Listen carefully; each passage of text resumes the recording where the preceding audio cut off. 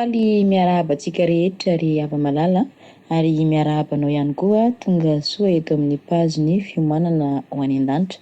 Tsarovy fa tsy sendrasendra ny fahatongavanao eto fa manan-kambara aminao ny tompo androany ka manasa anao anongilana ny sofinao indray eny ny tenin'Andriamanitra. Ny tenako moa dia fitaovana ihany fa inoko sy antinaiko fa ny fanahy masina no anambara ny afatra ho amintsika eto ka kanalina hiampitany izany ihany ny tenako. Ka mialohan'izany indrindra dia ndaontsika hiaraka hivavaka anokatra indray ny masom-panahintsika mba handray ny tenin'Andriamanitra ary koa mba tsy teny araka ny fahatakarako sy ny fahalalako fa ny fanahy masina mihitsy no anendry ny lelako hivavaka itsika. Ray malalanay eo, misaotra anao izay satria tonga eto tongotrao indray ny afatra avy aminao. Fanahy masina fantatray ary nonay fa manan-kambara aminay ianao ka dia mitenena kehitriny, mitenena araka ny fombanao, ny mpanomponao izay tendrenao hitondra ny afatra dia aoka ianao ny anendry ny lelako, hiteny tahaka ny efa mahay aho, na ny tsindrim-peo na ny lahateny dia anao ny andahatra izany ao am-bavako fanahy masina. Toy izany koa ireo tondro-kelinao, mpanomponao eny ny teninao, ambara ao amin'izy ireo tompo izay tianao ambara, ampafantaro anay ny lalanao, ahafahanay mandeha araka ny sitraponao. Fa indreto izay vonina iheno anao, mitenena Jehovah fa mihaino ny mpanomponao amin'ny anara maherin'i Jesosy Kristy tompo. Halleluja, amen. Ny afatra izay ambara amintsika androany dia momba ny fiambenana. Efa mazava amintsika ny didy folon'Andriamanitra ary fony antsika tany amin'ny sekoly alahady dia nampianarina izany mihitsy, natao tsinjery izany. Izao ny didy folon'Andriamanitra ary nasaina na rahantsika mihitsy fa za kosa dia manambara aminao fa ny tenin'Andriamanitra rehetra dia didy tsy maintsy arahana avokoa ka androany Andriamanitra dia nandidy antsika no mba hiambenantsika. Ka ny lohatenin'izao afatra izao dia nampitondraina ny hoe miambena. Vakitsika ny tenin'Andriamanitra izay voasoratra ato amin'ny bokin'ny Petera voalohany toko 5 dia ny 9 no raisintsika. Iara-mamaky rehefa hitanao izay toko 9 voalaza teo izay. Petera voalohany toko 5 dia ny 9. Mivako toy izao ny teny amin'ny anaran'i Jesosy: mahonoana tena miambena fa ny devoly fahavalonareo mandehandeha tahaka ny liona merina mitady izay arapany. Toero izy ka miorena tsara amin'ny finoana ianareo satria fantatrareo fa izany fahoriana izany dia nanjo ny rahalahinareo rehetra eran'izao tontolo izao. Amen. Mahonoana tena miambena. Zavatra anankiroa indray no andidin'ny fanahy masina antsika androany. Voalohany indrindra dia ahono tena, satria ny fiambenana dia tsy maintsy fiandohavany fahonoana tena. Mila mahono tena, mila manana fifehezan-tena, mila discipliné ny olona vonona anaraka an'Andriamanitra, miambina mandrakariva satria ny fahavalontsika dia tsy lavitra. Ny fahavalontsika dia akaiky, mitady antsika hibolisatra kely fotsiny izy dia avy izy andringana. Ka hoy ny tenin'Andriamanitra mahonoana tena miambena mandrakariva. Aoka ianao tsy hamotsitra mihitsy fa satria ny mpanjesy dia tsy mba mamototra, ny mpandresy dia tsy mba mamototra. Ka aoka ianao hiambina mandrakariva, aoka ianao ahono tena fa ny fahavalontsika dia ny devoly izany mandehandeha tahaka ny liona mierina mitady izay arapany. Tsarovy tsara izany tenin'Andriamanitra izany. Ka ny ahoana moa ny ahafahantsika miaina amin'ny fiambenana na koa mitandrina mandrakariva mba tsy ho lava? Ahoana ny ahafahantsika manantanteraka ity teny ity izay voalaza fa mahonoana tena miambena mba tsy ho azon'ny devoly ianao? Tahaka ny nataony Noa dia voalazan'ny Baiboly amin'ny Genesisy toko 9 no ahitantsika ny tantaran'ny Noa fa rehefa niaratsy ny zanak'olombelona tetỳ ambonin'ny tany ka nahatonga n'Andriamanitra nanenina namorona ny olona ka ny tenin'Andriamanitra fa hoe ho aringana ny olona. Fa i Noa kosa dia voalaza ato anatin'ny bokin'ny Genesisy toko 9 fa na manoloana izany faratsian'ny olona izany dia niavaka i Noa. Niavaka izy satria voalaza amin'ny tenin'Andriamanitra ao amin'ny Genesisy toko 9 fahasivy manao hoe amin'ny anaran'i Jesosy vakitsika: Noa dia lehilahy marina sady tsy nisy tsiny teo amin'ny olona niara-belona taminy. Eny, niara nandeha tamin'Andriamanitra izy Noa dia lehilahy tsy misy tsiny teo anatrehan'Andriamanitra sy teo anatrehan'ny olona. Izay ny fiambenana. Izany hoe aoka tsy hanatsiny eo anatrehan'Andriamanitra isika. Tsy hanatsiny eo anivon'ny fiarahamonina ihany koa satria Noa dia niambina mandrakariva, tsy nijery izay nataony manodidina azy izy, tsy nijery ny influence ny manodidina azy izy fa natahotra an'Andriamanitra mandrakariva izy ka nanao ny marina hatrany, nanao ny marina hatrany izy, ny fatahorana amin'ny Jehova, ny fametrahana an'i Jehova ho lohany amin'ny zavatra rehetra, fiambenana avokoa izany. Ahafahantsika mandresy ny ratsy. Ahafahantsika tsy miraitsy kombakomba amin'ny ratsy, tsy voatakosokosona ny faharatsiana. Raha miaina amin'ny fatahorana an'Andriamanitra isika dia tsy mba voatakosokosona amin'izany faharatsiana izany. Alay ohatra ho iaho Noa. Noa dia tena hoe niavaka teo anatin'ny maro mihitsiny. Na dia feno faharatsiana azy ny manodidina azy, tsy lafy tao anatin'izany izy. Ka hitan'Andriamanitra fa lehilahy niavaka Noa ka nahatonga anazy nandeha niteny tamin'ny Noa hoe azao ny ataovy ry Noa fa ho avotako ianao fa ianao dia olona marina, ianao dia olona mahitsy ary ianao dia olona tsy manatsiny ka havotako ianao. Izay natao hoe miambina ry hava-malala. Izay natao hoe mahon-tena ry hava-malala. Toy izany ihany koa ny tantaran'i Abrahama. I Abrahama dia nisehon'Andriamanitra ka nitenenan'Andriamanitra mazava tsara hoe izao Andriamanitra tsy toa. Mandehany eo anatrehako ka aoka tsy ho hisy tsiny ianao. Izay ny fiambenana. Izay ny fiambenana tokony ataontsika hoe tsy ho hisy tsiny ary andeha mandrakariva eo anatrehan'Andriamanitra. Azoty ifandray amin'Andriamanitra, hamatatra ny sitrapon'Andriamanitra, andeha mandrakariva eo amin'ny tavany. Iaina ny prezensin'Andriamanitra. Izay no ahafahantsika miambina. Fa raha tsy fantatsika ny sitrapon'Andriamanitra, ahoana moa ny ahafantarantsika miambina? Ahoana tanteraka an'izany miambena? Ka mba ahafahantsika mahafantatra ny sitrapon'Andriamanitra dia mila mazoto mifandray aminy isika. Amin'ny alalan'ny famakiana ny teniny, amin'ny alalan'ny fianoana ny toriteny izay eny ambavan'ny mpanompon'Andriamanitra, amin'ny alalan'ny firaisana amin'Andriamanitra mivavaka, fahazotoana mivavaka. Izay no ahafantarantsika ny sitrapon'Andriamanitra. I Abrahama ihany koa dia lehilahy niambina mandrakariva ary nandeha tamin'ny fatahorana an'Andriamanitra ary anisany nahita fity tamin'Andriamanitra ihany koa izy.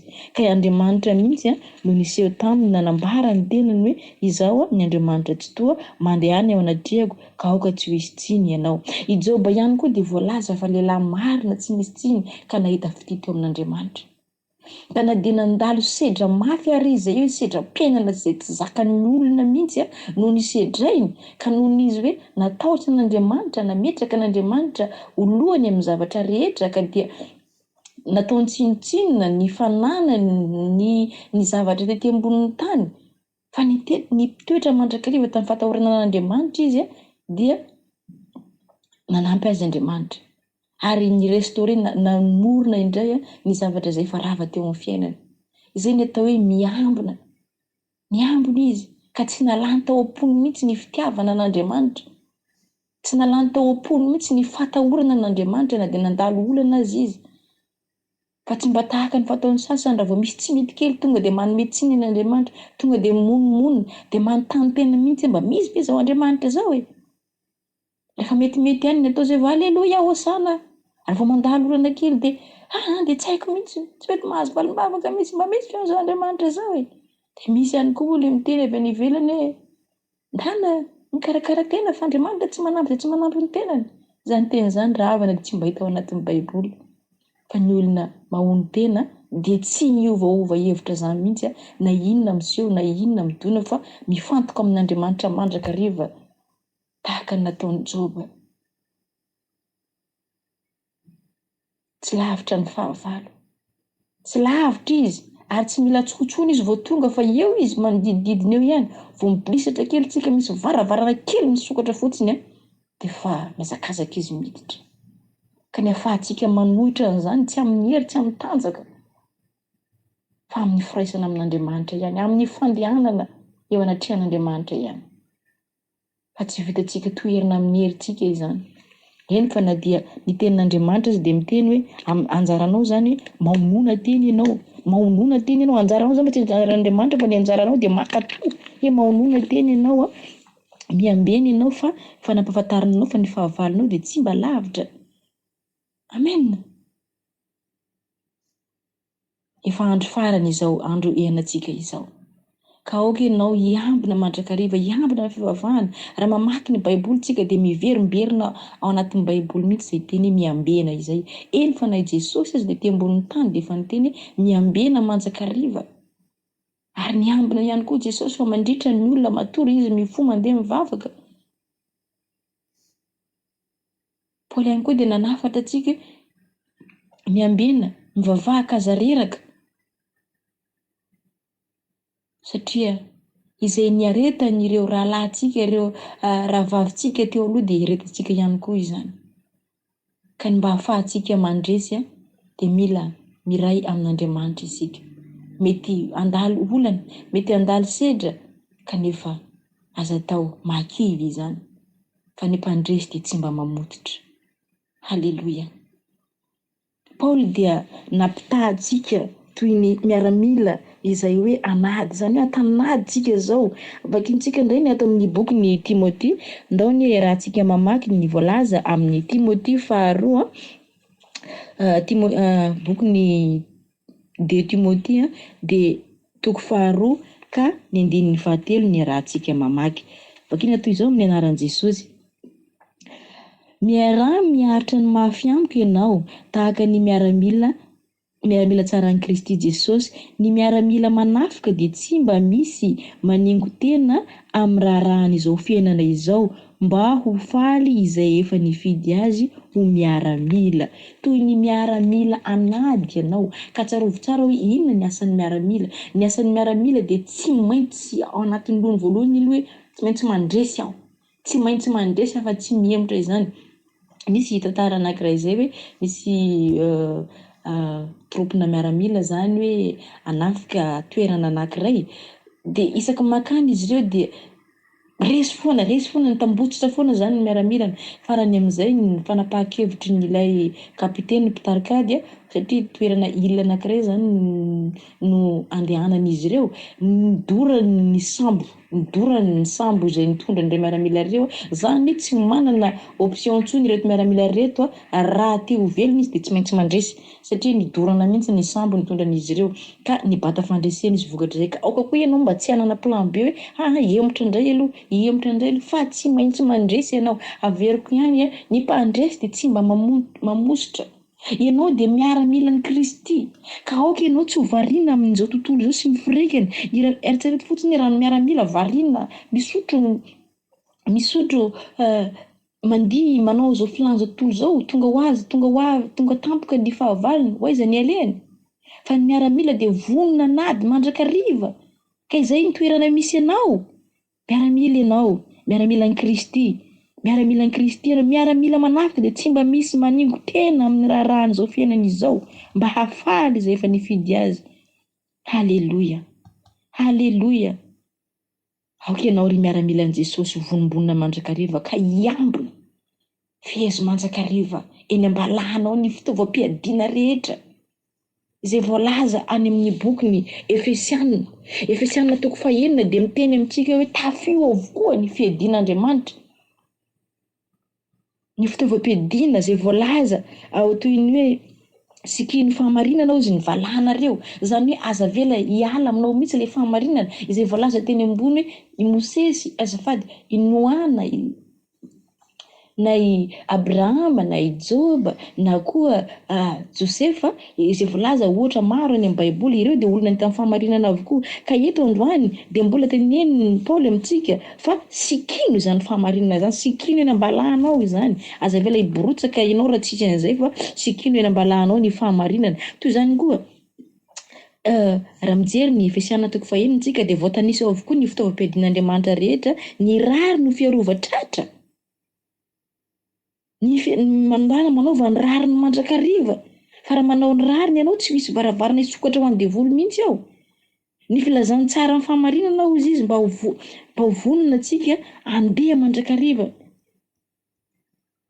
Halleloja. Fitaovam-piadian'Andriamanitra avokoa izany. Hoentsika hiady, hoentsika handeha hanafika, hoentsika hibata fandresena. Ny finoana mba hoentina manohitra ny velam-pandrika izay alefan'ny Satana. Manana finoana. Aza mety hozongozonina mihitsy ny finoana ao. Fa raha tsy amin'ny finoana dia tsy misy azo atao azahoana sitraka amin'Andriamanitra. Manana finoana. Ny mpandresy dia tsy mba mamotsitra.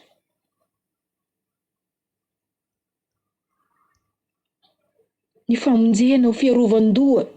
Tafio ny famonjena ho fiarovan-doha. Resy Jesosy Kristy tompo sy mpamonjy ianao, mba ho voavonjy ianao. Ary ny tenin'Andriamanitra ho sabatry ny fanahy. Fitaovam-piadiana ampiasainao, ny tenin'Andriamanitra, ny vavaka. Mahireza mivavaka. Fa izany avokoa no fitaovam-piadiana izay nomen'Andriamanitra antsika. Ka tafio ireo. Fa itsika dia tsy miady amin'ny nofo aman-drà, fa miady ny fanahy ratsy eny amin'ny habakabaka. Amin'ny fahavalo tsy hita maso. Ka tafio. Ny fitaovam-piadian'Andriamanitra aza vela misy verina dia iray akory aza, tafio avokoa ireo. Ka aoka ianao hiambina manjakariva. Tsy ho reraka. Fa ny devoly fahavalonao ndraika tsy reraka. Manana ny fotoanany izy. Ka ianao ihany koa dia aza misaraka amin'i Jesosy. Aza vela mihitsy ny tanany. Fa izy hiaro anao. Izy hitondra ny adinao. Fa ianao kosa dia angina. Fa raha tsy manana an Jesosy tsika dia mora resy-pahavalo. Raha tsy manana an Jesosy tsika fa manokatra varavarana idiran'ny devoly dia mora resy tsika. Tsy handresy mihitsy ianao raha tsy ny fanahy masina no miaro anao. Ka izany aoka azoto hivavaka. Aoka tena hoe andeha hiaraka amin'ny fanahy masina mandrakariva. Izay nge nahatonga an Jesosy ny teny manao hoe tsy hamela anareo kamboty aho. Fa ny kamboty dia tsy mba manana mpià. Fa nandefa ny fanahy masina izy mba hiaro antsika. Halleluja. Izay indray ny afatra ho antsika androany. Ka raha naliana anao izay dia manasa anao hiabone ny page mba azahoanao indray ny afatra fohy nefa ny misy afatra mahery vaika ho antsika. Androany dia ampitsahivina amintsika indray hoe mila miambina mandrakariva isika. Hampio ny didy izay efa nolazaina taminao izany. Amen. Ndahorantsika hivavaka ao amin'ny tenin'Andriamanitra. Misaotra anao mandrakariva izay iray eo. Fa noho ny fitiavanao anay mba tsy ho very no mahatonga anao manafatra anay. Ka nanafatra anay indray ianao mba hiambena anay androany, mba hitombo hery anay amin'ny teninao, mba handehana anay amin'ny fahamarinanao ka tsy hanatsiny ao anatrehanao izay. Ho tahaka ny Noa, ho tahaka ny Abrahama, ho tahaka ny Joba, ho tahaka ny Jakoba mpanomponao Andriamanitra ka tsy mba hanatsiny ao anatrehanao ary hitany fa mirapiratany voninahitra ao. Ka indreto izay Tompo anaro izay, manana amin'ny fanahy masina ao izay mananatra anay mandrakariva. Misaotra fanahy masina fa tsy mitsahatra ianao mananatra anay amin'ny anara maherin'i Jesosy Kristy Tompo. Halleluja. Amen.